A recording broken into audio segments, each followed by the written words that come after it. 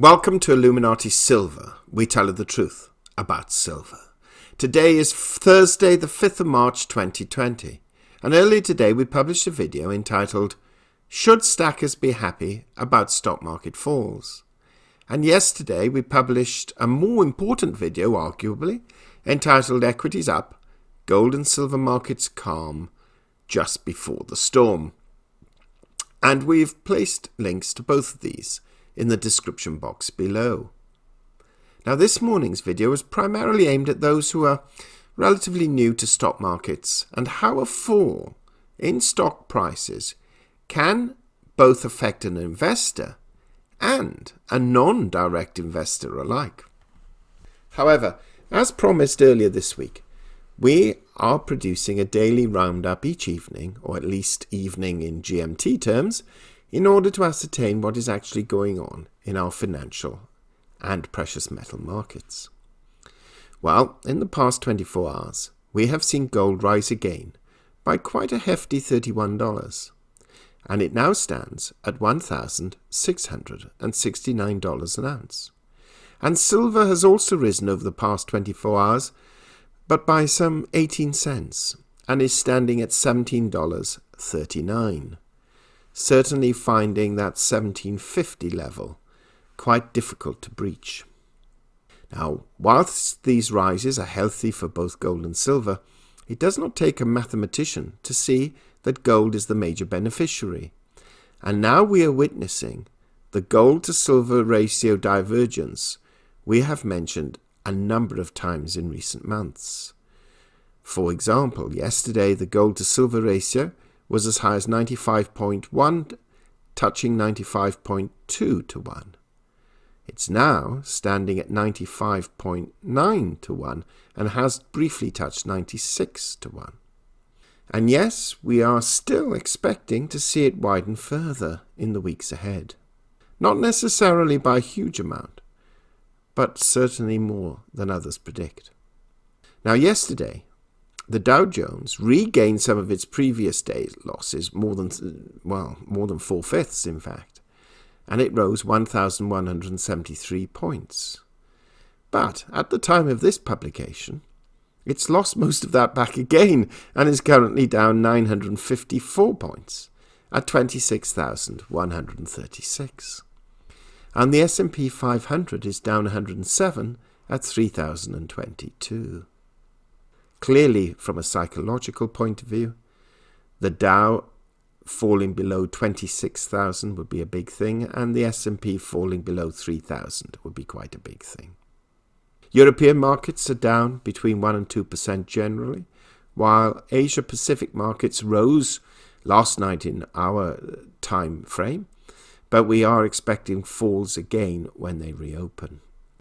Now, crude prices are marginally down, but nothing of note.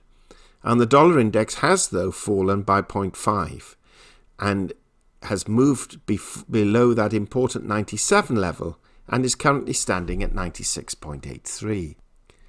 US data-wise, the weekly jobless claims came in marginally below expectations, but productivity for quarter 4 fell from 1.4% to 1.2%. 0.1% lower than expectations. Factory orders were also down 0.5% for January, against expectations of minus 0.1%. And this clearly is beginning to show markets that the economy is not quite as robust as many originally thought or hoped for. Now, tomorrow we have the all-important non-farm payrolls, plus the trade deficit, wholesale inventories and consumer credit figures. And we suspect, based on the Fed lowering rates earlier this week, these may not be quite as attractive as many had hoped. But we shall find out for sure tomorrow. Now, we suspect that until the European Central Bank lowers rates next week, and the Bank of England at the end of the month, it may very well be the case that the US dollar may come under pressure in the interim. We had expected rate cuts by both of these central banks, that's the ECB and the Bank of England, a little sooner. But it does look as if they are waiting until their scheduled meetings, unlike the Fed. And so there will be downward pressure on the dollar, and therefore support for gold and silver prices, at least for the next week or so. On the political front, in the United States, Elizabeth Warren has today called off her presidential bid. But unlike her colleagues, she's not, as yet at least, come out in favour of either Biden or Saunders, though many suspect that her supporters in the main will gravitate to Saunders because of their similarity of policy views. Now, whilst we expected her to step down today, we were a little cynical and thought that she might have come out and vocally supported Biden, as he, certainly from an outsider's point of view, appears to be the most likely candidate to be the party's nominee. And although she has clashed in the past with both Joe and Bernie, we are advised that Bernie has upset her the most. And therefore, following the old tradition of knowing which side your bread is buttered, we did perhaps, and as I mentioned, cynically thought she would announce in favour of Biden. At this moment, no such announcement. That's it for today, and we shall of course provide a more detailed brief tomorrow evening, because there will be more market data to analyse, and naturally our comprehensive Gold and Silver Weekly Update will be produced on Saturday. Thank you so much for listening. If you haven't already done so, please subscribe to our channel and press the bell sign so that you're notified of our videos as and when they're published. Not forgetting to visit our Richard and Greg channel, links to which we've placed in the description box below.